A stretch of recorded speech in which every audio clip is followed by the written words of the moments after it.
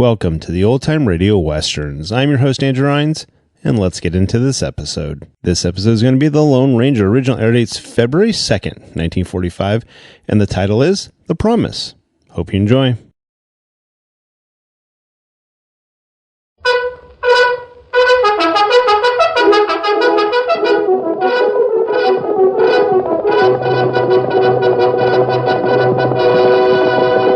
Oh, Silver! A fiery horse with the speed of light, a cloud of dust, and a hearty "Hi-Yo, Silver!" The Lone Ranger.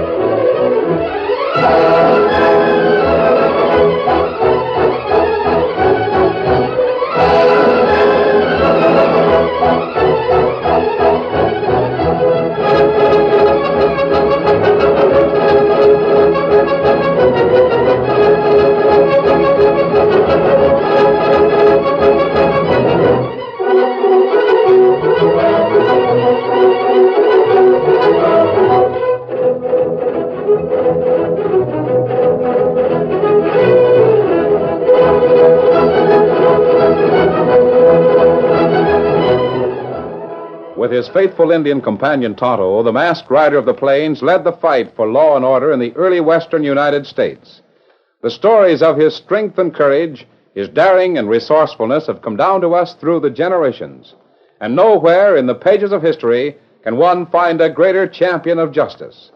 Return with us now to those thrilling days of yesteryear. From out of the past and the thundering hoofbeats of the great horse Silver, the Lone Ranger rides again. Come on, Silver! Let's go, big fellow! I'm Silver!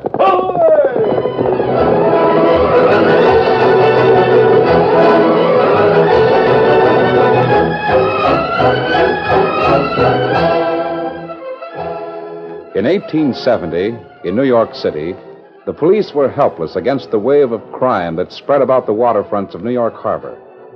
On a dark, cold night in the Bowery, the haven for criminals, drunkards, and stranded sailors, street lamps spluttered in a thick fog as an elderly sea captain walked down the deserted street toward the Bowery Mission. Huddled in a dingy doorway, two ragged figures watched. Then, as the captain came abreast, the pickpocket sprang, knives flashing. I got his wallet. Here's his watch. Look, gold. I suppose he's coming. There! Come on, beat it. Hey, you, back there! Hey, what goes on here? What? Of all the dirty scum. Why, they knifed him. Better have a look. Captain. Jeffries, it's you. Steady now, steady, Captain. I'll get you inside the mission. They got me. Don't move me, Jeffries. I'll get you inside and patch that wound. You'll be all right, Captain. No time. Listen, shipmate. Take off my right shoe. You'll find a paper in it. Aye, aye, sir. I'll have it off in no time. Now, steady there. Easy. I'll get it. There we are. There. I don't see a thing. Oh, this it? This folded paper? What you're holding is titled to $50,000. Titled to $50,000? But what? Well, this is torn in half. Have you ever been west? No, sir, I haven't.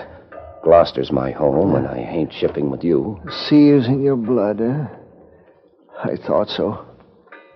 You can trust a man that's got the sea in him. Oh, Arnold, that's my brother. Arnold loved money, as I loved the sea. Easy now, easy, Captain. Captain, we'll talk later. There isn't any later for me, Jeffries. Must talk now. Aye, aye, sir. It's a big thing, boy. But there's Marjorie, my daughter. Been gone 3 years when I reach port. Arnold had skipped with Marjorie. Denver, they said. Why'd he take her, Captain? She's the last of the Stevens and my heir. I never trusted Arnold. That's why I tore the deed of our joint inheritance in half. So he couldn't cash me in. See that my girl gets her share. But, sir, I can't... Promise me. Arnold Stevens, Denver. Aye, sir. I'll do it somehow. Watch out for Arnold.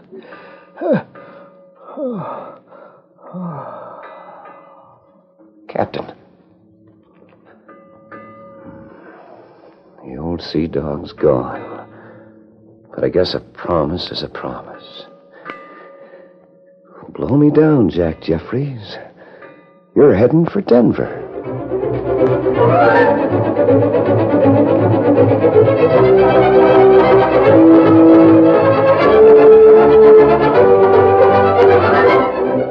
Many days later, Seaman Jeffries' slim purse had gotten him as far as Chicago. From there, he had to steal rides on freight trains.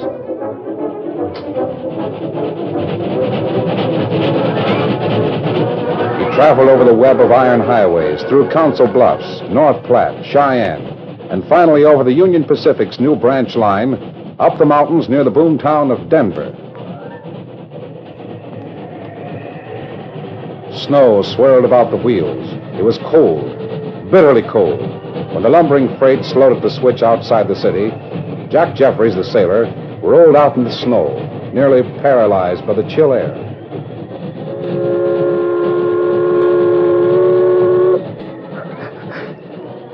Can't make it. Oh, I've got to sleep. Sleep.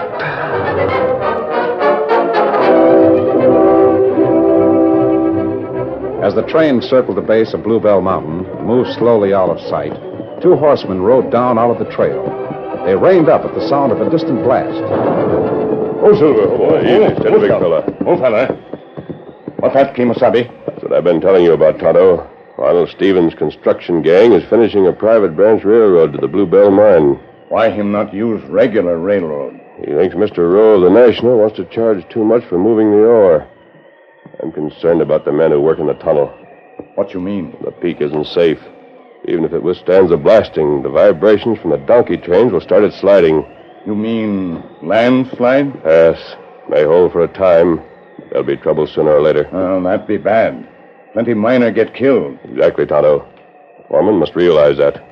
And what we do? They're going to warn the foreman. Sound shake bad. If they keep that up, there'll be a landslide tonight. Come on. Get him up, Scout. Tonto, look over there by the track. Ah, that man in snow. Oh, Silver, ho, boy, ho. Oh, Scout, ho, fella, ho.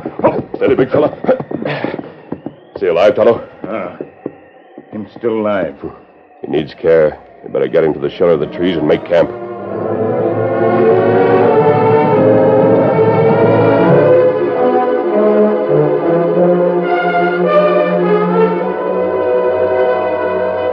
While the Lone Ranger made a camp, Tonto gave the sailor first aid. Then, when there was a good fire burning, the masked man searched through Jack's wallet for a clue to his identity. Here's something. And what that? Torn half of a deed, Tonto. Oh, wait, there's a name here. Stevens. Arnold Stevens. Him crook. Him fella who owned Bluebell Mine. And there's another signature. Different writing. The name's Stevens again. The first name is torn off. I wonder. Here, I'll put it back in his pocket. Fella get conscious now. What happened? Take it easy, sailor. You'll be all right. We found you near the tracks. Well, What? You're masked. You and this Indian are crooks. No, sailor, we're not crooks. So Golly, I'm lame. You were sleeping in the snow. I guess I'd have frozen if you hadn't built up a fire, huh? You probably would have. Oh, can you stand up? Yeah. I'll be all right as soon as I get the lameness out of me. Well, I've got to shove off. You're not strong enough to travel. No, I'm all right. I feel better already. Are you going into Denver? I've got some doggone important business in Denver. Well, I guess I'm in pretty fair shape now. If you'll wait, Tonto will fix some food for you. Mister, I appreciate what you've done, but I can't wait around. I've crossed the country to deal with a bilge rat. Now I'm reaching port, and I don't want to lose any more time. Suit yourself. Thanks again. Oh, by the way, do you know Arnold Stevens? No, but I mean to. Why? He's a hard man to see. You'll see me. I'm leaving. Are you strong enough to walk? I'll make it. Thanks for what you did. That's all right. Let me stop him. Let him go, Tonto. He'll make it all right. Now, we've got to shove on and warn the foreman.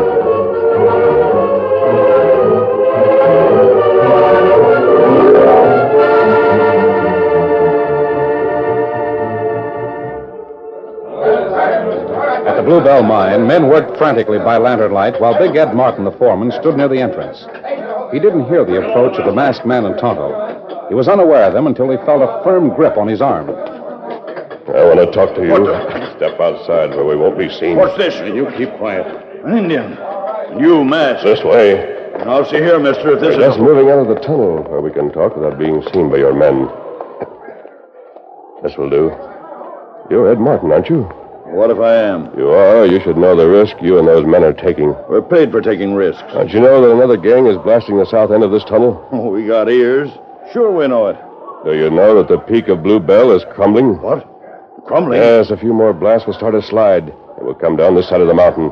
You and all your men are likely to be buried alive. Say, how do you know? There's to be a big blast at the south end at midnight. You've got to get your men out of here before that blast. It'd be just like Stevens to send you here to try me out. I didn't come from Arnold Stevens. And I'll tell you who sent me.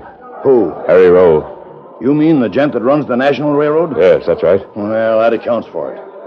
He don't want Stevens to win out. He's sore because Stevens is building a branch railroad of his own instead of using the National to carry out the gold ore. Don't be a fool, man. Rowe told me all about Arnold Stevens. Yeah? Stevens is nearly penniless. He's got to get the Bluebell mine into operation right away, or he's through. Yeah. I heard rumors of the same. That's why he's using these heavy blasts. That's why he's paying you men to risk your lives. Stevens knows that the peak is likely to slide. He knows that he has 1 chance in 100, but he's gambling on it. All Stevens has to lose is money. You men have your lives at stake. Mr. Rowe told you this, huh? Yes, that's right. Yeah. He don't like Stevens. Ed, the National Railroad will have a train down the spur tracks between now and midnight. Rowe sending it? Yes. It'll be there to take you men to safety. Stevens didn't order that train? Stevens knows nothing about it. Rowe is doing it to save your lives.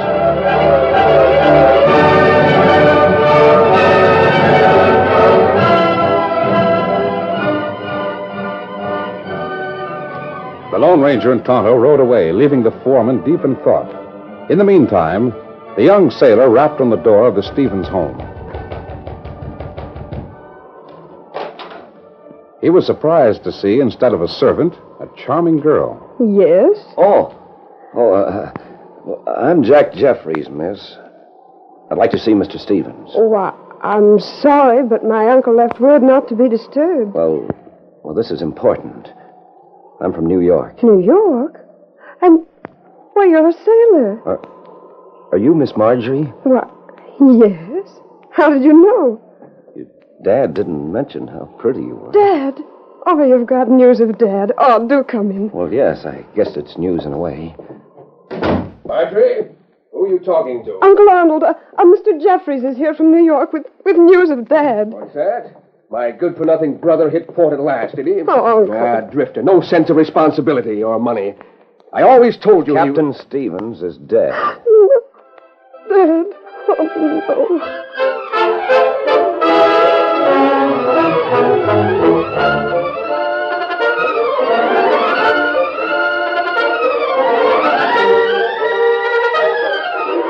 The curtain falls on the first act of our Lone Ranger story.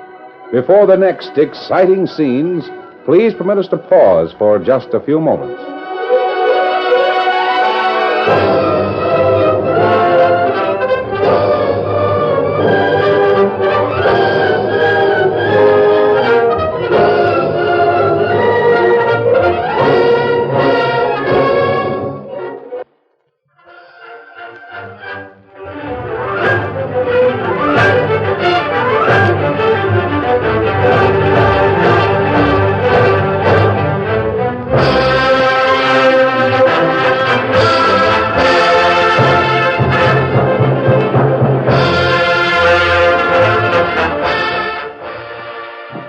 Now, to continue our story. Upon hearing the sailor's blunt statement that her father, Captain Stevens, was dead, Marjorie stood for a moment in stunned silence. But Sailor Jack Jeffries noticed the news brought a crafty expression into the eyes of Arnold Stevens. I'm sorry, Miss Marjorie. You see, the captain gave me a deed.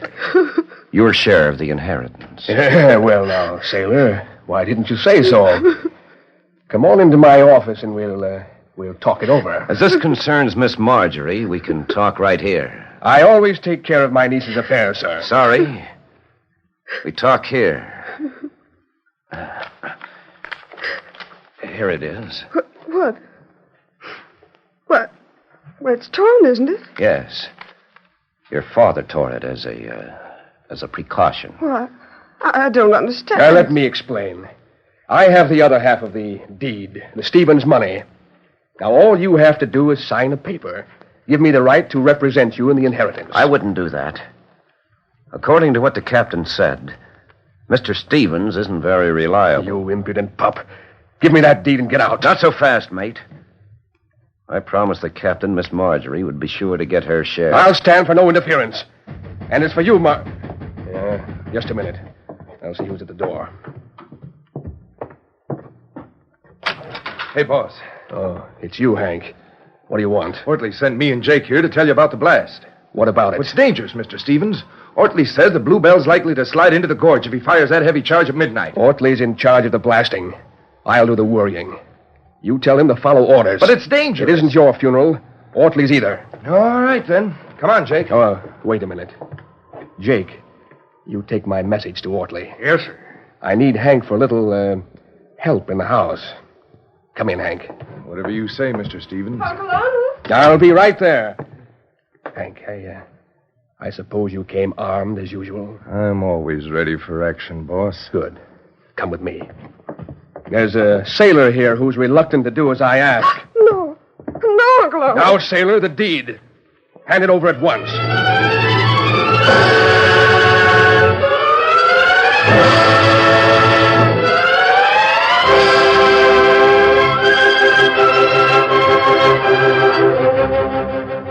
Jack refused to give up the deed. He was quickly overpowered and tied up by the two men. Stevens was determined that his niece would sign over her affairs to his care. None of them were aware that the sharp eyes of the Lone Ranger and Tonto watched through the window. There. That'll hold you for now, sailor. I'm not through yet, Stevens, you bilge rat. Keep your trap shut or you will be. No, Uncle Arnold. Now, Marjorie, I'm losing patience. Are you going to sign this paper? No. Oh. Do you want Hank to get really rough with the sailor here?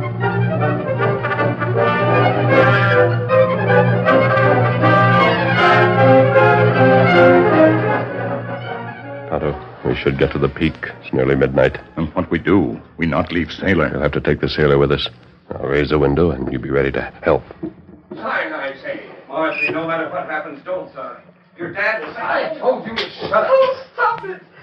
Uncle Arnold, if you let the sailor go, I'll sign. Well, now you're being sensible. Here's the pen. What? The lamp. I can't see. Hey, shot came through that window. Hey, let go of me! What's the matter? Do something, you fool. Stop pushing me! Sailor, Jack, where are you? Hank, strike a match. There's an extra lamp here. Yeah. Hurry. Yeah, that's better. What on earth happened? Hey, boss, the sailor. He's gone. What? Silver!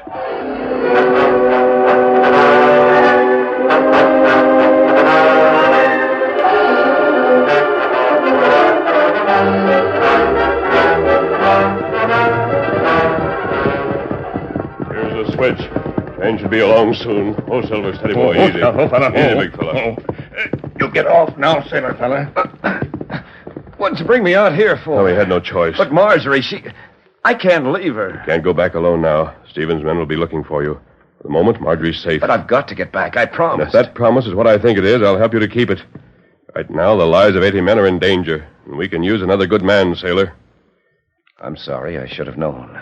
Twice you've rescued me, and we... Well, what can I do? Tonto, get a signal fire ready. Me do it. Tonto and I'll ride to the peak. When you see the train round the bend at the base of Bluebell, light the signal fire and Bluebell, the peak. Now I remember. What's that? Stevens' men said the peak was sliding, that it wouldn't stand the south end blast. But Stevens told them to go ahead anyway. I see. Signal fire ready, King. Good. Come on, Tonto. There's no time to lose. Be ready. Come on, Silver. Get him up, scout.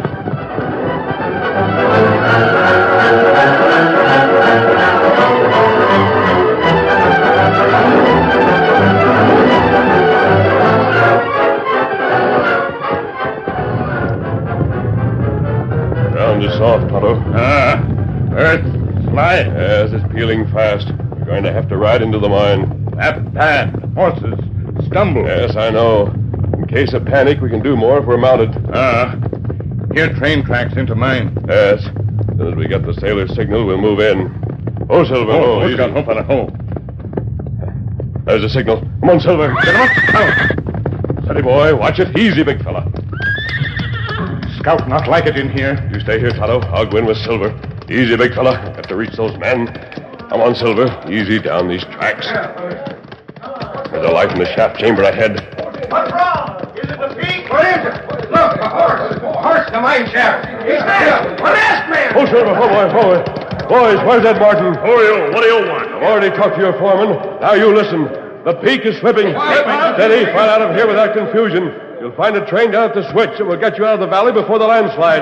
Those the real masked man says. He knows what he's talking about. Wait, don't run. You've plenty of time. There's no real danger until they blast the south end. Listen, there ain't as much time as you think. Orderly's in the south end shaft right now setting the charges. Ed, are you sure of that? Yes. Keep the men moving. I'll try to stop Ortley. Right. Keep moving, boys. Keep moving. Steady. Come on, Silver.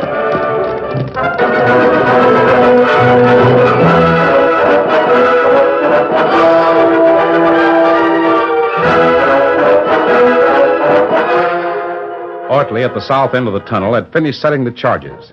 He lighted the fuses and watched them until the sputtering flame disappeared in the crevices. Then he grabbed his lantern and hurried after his crew at the rear exit. He heard the clatter of approaching hoofbeats. He paused and turned as the Lone Ranger came out. What's a horseman doing here? Oh, Silver. Oh, easy, big fella. Whoa. Hey, who are you? What are you doing here? What's that mask for? I came from the north end to warn you, Ortley. The peak is sliding. It won't take another blast. What is this, a scheme to keep us from getting the gold? No, it's an effort to save your lives. Me and my men will get out. There's an exit over here. The men at the north end may be trapped. The fuses are lighted. Put them out, man. We can't. They're in crevices where they can't be reached. I'm getting out of here. Ortley. You better come this way. Come on, Silver. Instead of following Ortley to safety, the Lone Ranger brought Silver around and started back through the tunnel. Faster, Silver. Faster, boy.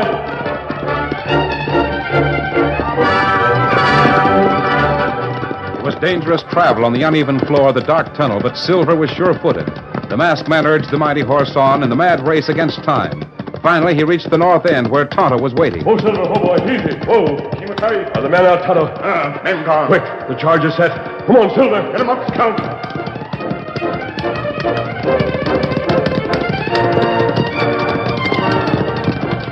Here comes the masked man. Get on board. On board. Oh, Silver. Oh, boy. Whoa. Tonto. Tell the sailor to go to the sheriff.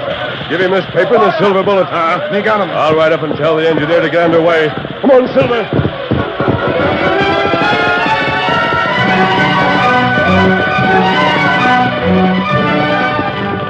In a moment, the Lone Ranger was beside the engine Oh, cabinet. Silver. Oh, boy. Easy. Whoa. Get this train going. There's going to be a blast. The peak of Bluebell Mountain will slide down here. Open that throttle wide. Men on the train shouted for more speed. The wheels of the engine slid on the track. Slowly, the train gained headway. And then the muffled roar of a tremendous blast. There's the blast. The landslide is starting. With ever-increasing force, the peak of Bluebell Mountain started sliding. Thousands of tons of earth and stone came ever nearer to the train and its load of human lives. Every second counted in the race of the train against the landslide. Here it comes! It's going to be close! Can we go fast? Look at that dirt come! Look at that boulder! Then the full force of the landslide hit the rails.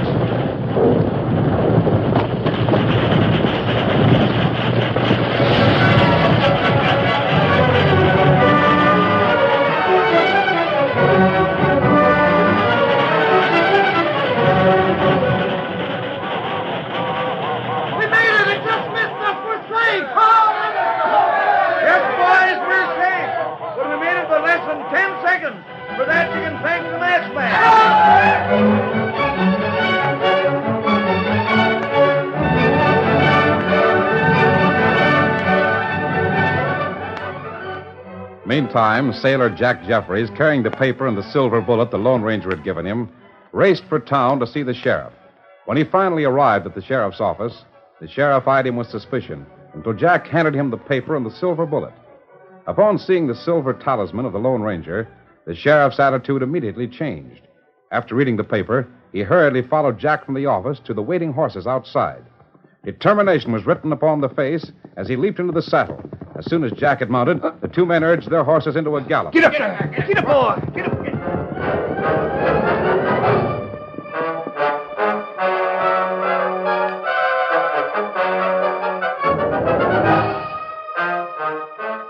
It was later that night when the sheriff and the sailor arrived at Stevens' home.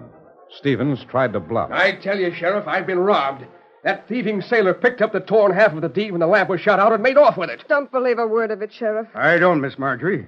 Stevens, I'm taking you in for embezzlement and several other things. Why, this is outrageous. That man stole the half of the Stevens deed from my office. Is that true, Sailor? I'm not that smart, Sheriff. However, here it is. Seems that the masked man picked it up in passing. What? An accomplice? I might have known it. I'd appreciate it if you'd hold on to it, Sheriff, till I can scrape up a good lawyer for Miss Marjorie. Don't worry, Sailor. As for you, Stevens, you're under arrest. Marjorie, are you going to stand there and see your uncle jailed? I'm sorry, Uncle Arnold. But Dad always said you could trust a man with the sea in his eyes. Or silver bullets in his belt, like the Lone Ranger. Hail, Silver! Ahoy!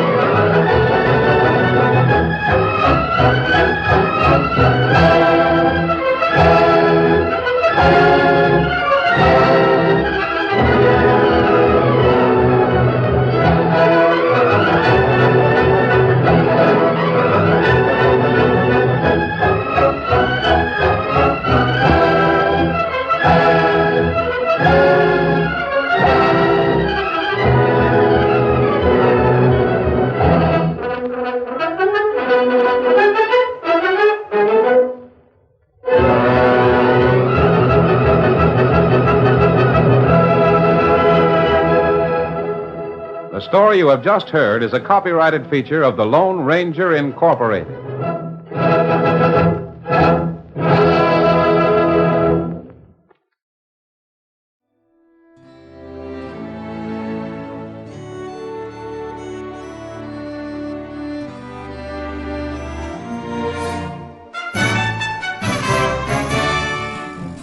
This has been a presentation of OTRWesterns.com, and we hope you enjoyed. Please take some time to like and rate our shows in your favorite podcast application. Follow us on Facebook by going to OTRWesterns.com/Facebook. Subscribe to our YouTube channel by going to otrwesterns.com/YouTube and send us an email, podcast@otrwesterns.com. You can call and leave us a voicemail, 707-986-8739. This episode is copyright under the Attribution Non-Commercial Share-alike copyright. For more information, go to otrwesterns.com/copyright. Have a great day, and thanks for listening.